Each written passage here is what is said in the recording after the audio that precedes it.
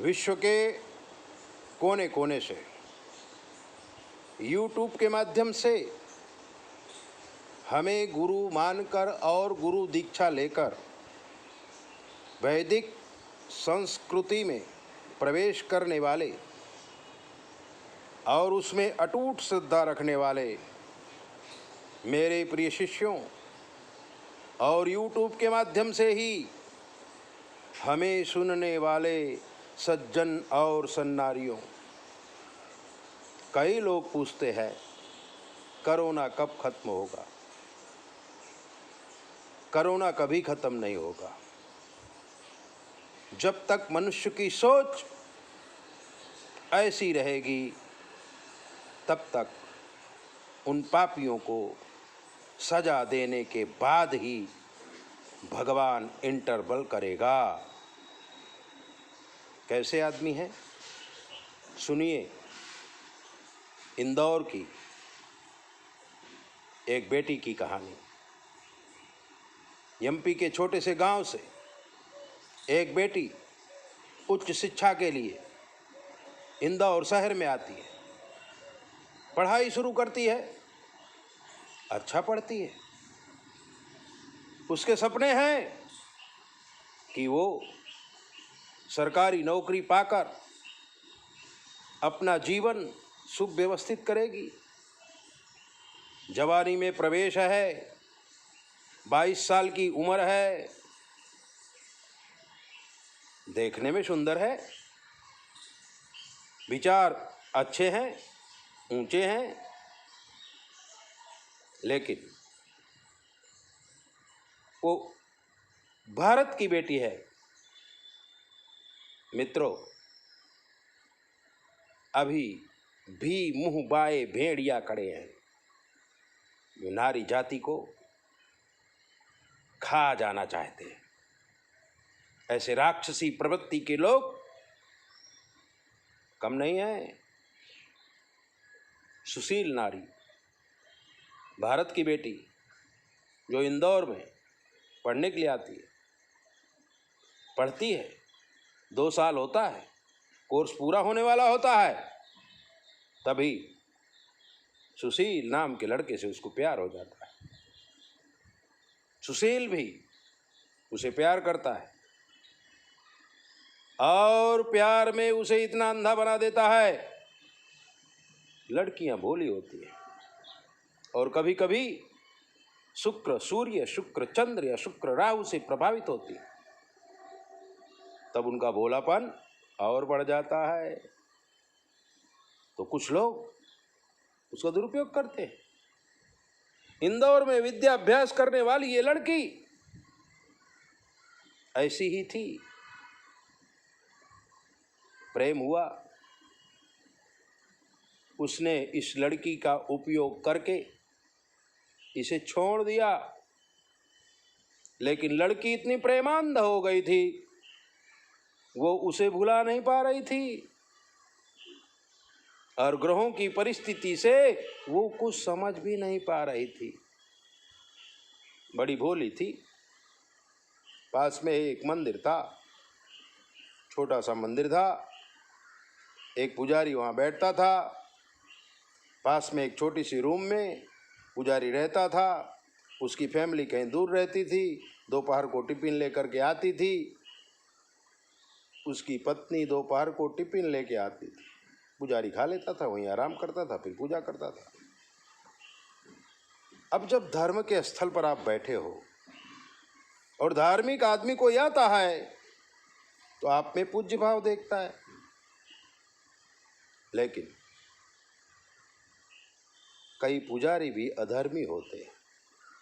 वो भी अपनी रोजी रोटी के चक्कर में ही मंदिर की सेवा करते हैं।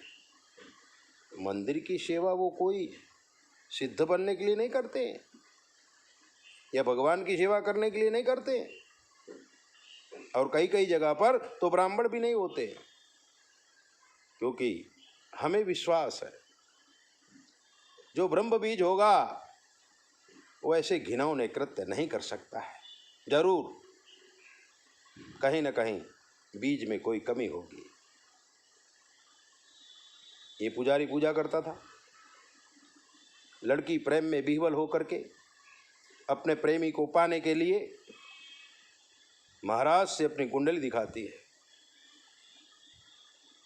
और वो पुजारी कुंडली देख करके समझ जाता है कि दुखी नारी है।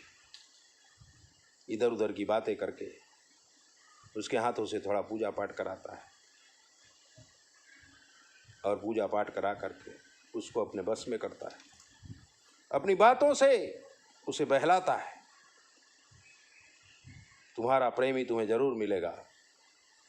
छोटी मोटी पूजाएं कराता है, 7-8 दिन तक आने को कहता है, लेकिन अंतिम दिन क्या कहता है कि तुम्हारे शरीर को खोलकर उसमें ऐसी पूजा करनी पड़ेगी तो ही तुम्हारा प्रेमी तुम्हें वापस मिलेगा। मित्रों, ये इसकी राक्षसी वृत्ति थी पुजारी की। लड़की समझ नहीं पाई और उसने अपनी पत्नी को कह दिया कि आज टिफिन लेकर नहीं आना, क्योंकि बहुत बड़े सेठ पूजा कराने आने वाले हैं, खाना लेके आने वाले हैं। उसकी पत्नी नहीं आई। मंदिर के पास में रूम खाली थी। इस लड़की को लेकर के पुजारी उस रूम में जाता है और उसके नीचे के कपड़े उतरवा देता है और कहता है ऐसा विधि करना पड़ेगा, ऐसा विधि करना पड़ेगा, और उस पर रेप करता है।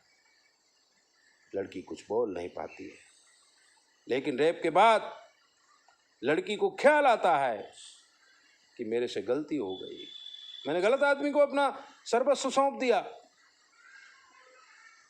और वो रोते हुए घर आती है। और ठीक उसी समय यूट्यूब में हमारा वीडियो देखती है, हमारा संपर्क करती है, पहले नहीं बताती है। हम उसकी फोटो, उसकी कुंडली मंगाते हैं, उसका एड्रेस मंगाते हैं, वो भेजती है।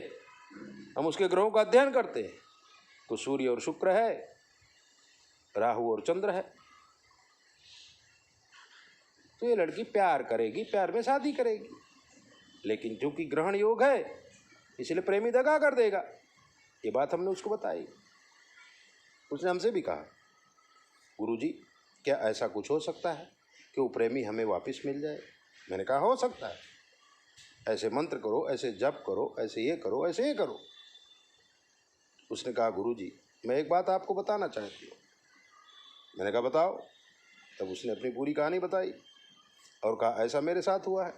मैंने कहा पुलिस में रिपोर्ट कर।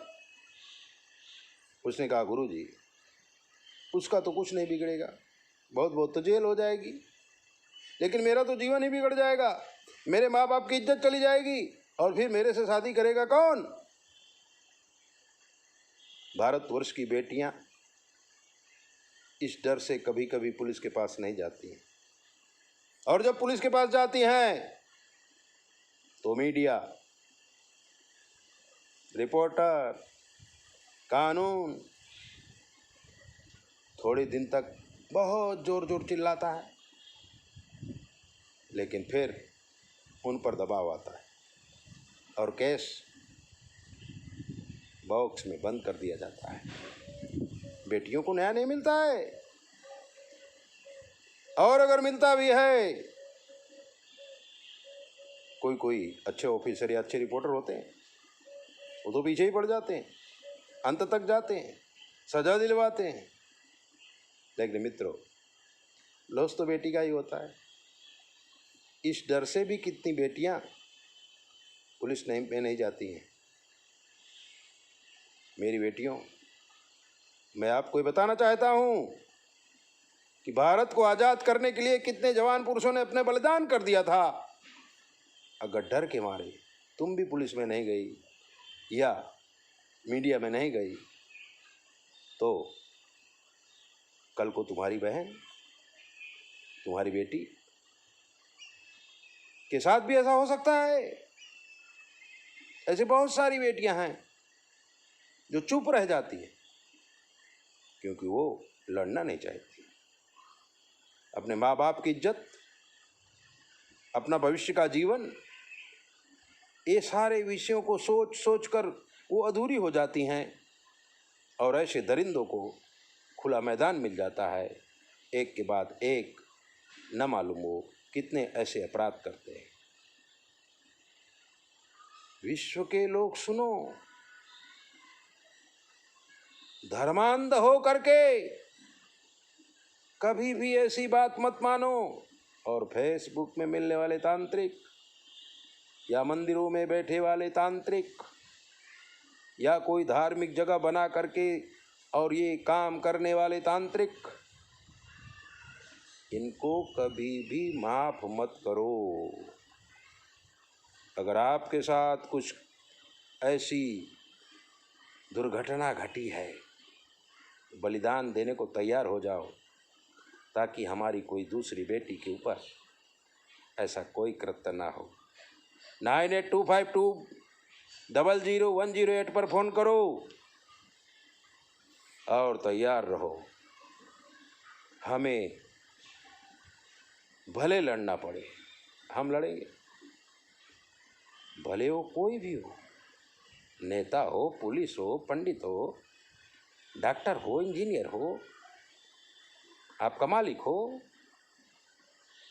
अगर ऐसा कृत्य आप सहन कर लेंगी, आपको बहुत पाप लगेगा। क्योंकि जिस बेटी के साथ ये घटना घटेगी, उसका भी तो जीवन बर्बाद होगा। उसके लिए तैयार हो जाओ। जय बोले। अपना ध्यान रखो।